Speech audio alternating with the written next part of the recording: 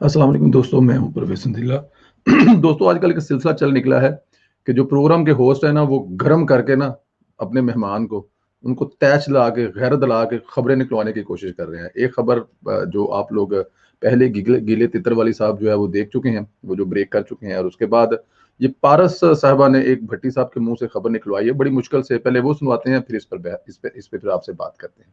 मुशीर वो कतर गया और उसने वहां पर ये कहा कि हुकूमत से कारोबार खत्म करके मेरे साथ शुरू कर दो, और काबीना में भी आपने कहा ये बात डिस्कस हुई है। ये कौन सा मुशीर है जिसने ये हरकत की है सर? देखिए, ये बात भी एक वजीर ने बताई, अल्लाह उस वजीर की उम्र दराज करे। मुशीर का नाम, देखिए, बात ये है कि बुराइयां ये करे, बार बार नाम पूछेंगे, एक्सपोज करे ना इनको, बुराइयां ये करे, कमीशन ये ले, फिर पूछेगी। तो आप हमसे मांगती हैं, कल को ये फिर मुझे कह देंगे आपको नहीं पता 2 दिन पहले क्या। इस मुल्क जी। में मेरे पास तो बहुत कुछ सच है, अल्लाह जानता है। ये मरियम कहती है ना, मरियम अजमत सईद बस साहब के पास आपने भी ऐसी उसके खबरें सबूत देनी है। उसने अजमत कहा सईद को गैरत दिलाई जा रही है। ये हो गया, आप भी ही और शी की बातें कर रहे हैं ना, अजमत कोई एक सईद नाम नहीं लेते आप। और यार आप नहीं, पारस साहब के कहने पे मैं कैसे कह दूं कि वो मरियम के वो मरियम के वो मरियम, मुझे पता ही नहीं कि वो है भी कहना, मुझे पता ही नहीं कि वो है भी कहना, मुझे पता ही नहीं जुल्फी बुखारी नहीं है कि वो मरियम, मुझे पता ही नहीं कि वो है भी कहनी। मैं कैसे कहूंगा आपके कहने पे, बताएं मेरे पास क्या सबूत है इसका? तो सुनी सुनाई खबर नहीं आगे करना चाहिए ना, आप तहकीक करें उसके ऊपर ना, फिर बात करें। नहीं, ये मैं तो अच्छा, ये जुल्फी बुखारी है। पट्टी साहब कह रहे हैं मेनू नहीं पता है कल जुल्फी बुखारी है। अब आपके कहने पे बस जुल्फी बुखारी का कैसे नाम दूं, तो बड़ी परेशानी वाली बात है। रोज वैलेट को बेचने की बात हो तो जुल्फी बुखारी का नाम आ जाता है। इंग्लैंड में कुछ काम कारोबार की बात हो इमरान खान साहब के, तो जुल्फी बुखारी का नाम आ जाता है। फंड इकट्ठे करने हो सिखों से, इंडियन से, इसराइलियों से, तो जुल्फी बुखारी का नाम आ जाता है। वर्जन एयरलाइन जो इंग्लैंड से चली है, जो कि पाकिस्तान में जिसमें आने वाले का निशान नहीं था, पीआईए जो बंद हो जाती है पूरी दुनिया में, तो जुल्फी बुखारी का नाम आ जाता है। जुल्फी बुखारी हैं क्या? एक और जगह पे भी जुल्फी बुखारी का नाम आता है, लेकिन क्योंकि वो फिर पर्सनल हो जाता है, उस पर हम लोग नहीं लेते कि जुल्फी बुखारी का इमरान खान साहब के साथ एक जगह पे और भी नाम जोड़ने की कोशिश की जाती है, लेकिन उस तरफ हम नहीं जाते। लेकिन ऐसा है क्या जुल्फी बुखारी में? क्या सच में जुल्फी बुखारी इमरान खान के जो ब्लैक के पैसे हैं उनको वाइट कर रहा है, या जुल्फी बुखारी वाकई ही इमरान खान का राइट मैन है और फ्रंट मैन है, जो पूरी दुनिया पे उसकी डीलिंग करा रहा है, उसके बिजनेस करा रहा है? जुल्फी बुखारी के बारे में आपको याद होगा, जब ये उम्रे पे जा रहे थे तो जुल्फी बुखारी का नाम उस लिस्ट में था, ये बाहर नहीं जा सकते, तो within half hour 2 hour में इमरान खान साहब ने वो नाम निकलवाया था। वो कहते हैं कि वजारत खारजा में आधे घंटे में कानून चेंज करके नाम निकाला गया था। इतनी ताकतवर शेख जुल्फी बुखारी। जुल्फी बुखारी साहब वो भी हैं जिनको पाकिस्तान में कोरोना लाने का भी, आपको याद है ईरान वाली साइड है, जब कोरोना ये इंटर हुआ था इस मुल्क में, तब भी इनका नाम आया था। जुल्फी बुखारी हैं क्या? अब जुल्फी बुखारी के बारे में भट्टी साहब ने जो खबर ब्रेक की है वो ये की है कि कतर की हुकूमत से मिलते हैं और कतर की हुकूमत से कहते हैं कि ये जो पाकिस्तान के साथ हुकूमत के साथ मुआहदे हैं, आप उन कैंसिल करें उन माहदों को, और वो माहदे मेरे साथ करें, मेरी कंपनी के साथ करें। और ये बात कैबिनेट में डिस्कस हुई। अब इमरान खान उस कैबिनेट को जाहिर चेयर कर रहे हैं।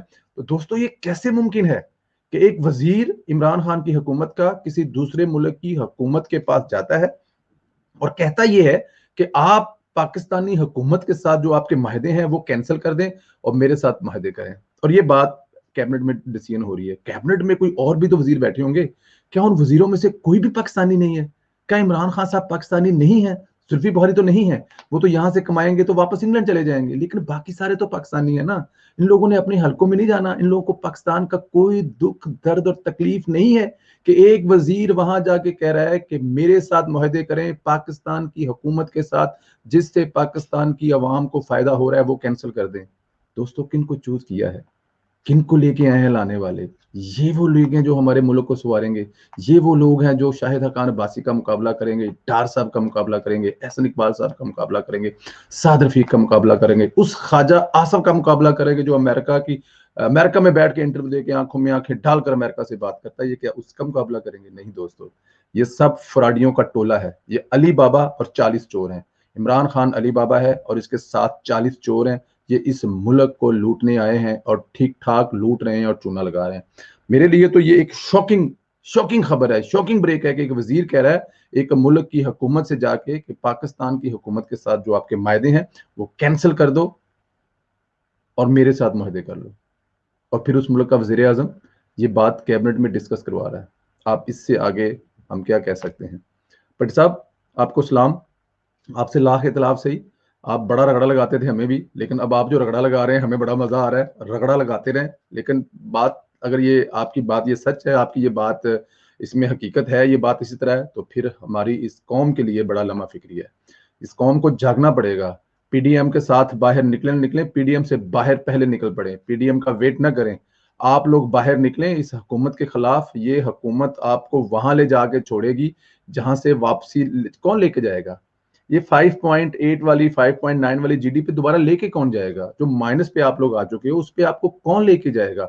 और अगर ये कल दावा कर दें कि हमारी 1.5 है, तो जुतियां ला ला के मार मार के पिछला पतना सेक दिए ना। ओ भाई हमें 7.8 बताओ, 5.9 तो तुम्हें देकर गए थे। लेकिन नहीं होगा। ये यहाँ से खोखला कर रहे हैं, कभी ब्रॉडशीट के जरिए 2 नंबर कंपनियों से मायदे करके बाहर भेज रहे हैं, ठीक है, कभी नैब के जरिए कुछ ऐसे करके पैसे बाहर भेज रहे हैं, कभी चीनी को बाहर एक्सपोर्ट कर रहे हैं और फिर ठीक 3 महीने के बाद उसी चीनी को उसी कीमत पे वापस लेके आ रहे हैं। अच्छी चीनी भेज रहे हैं और बेकार चीनी वापस लेके आ रहे हैं। ये आपके मुल्क को दीमक की तरह चाट रहा है। ये अली बाबा 40 चोरों का टोला इस मुल्क को तबाह करने के लिए आया। बहुत पहले हकीम सईद साहब कह गए थे और अब वो साबित हो रहा है। दोस्तों जागें, ख्याल करें, ये आपके मुल्क का वो हाल कर देंगे कि शायद संभालना मुश्किल हो जाएगा। अपना ख्याल रखें, इंशाल्लाह आप लोगों से मुलाकात होगी एक दूसरी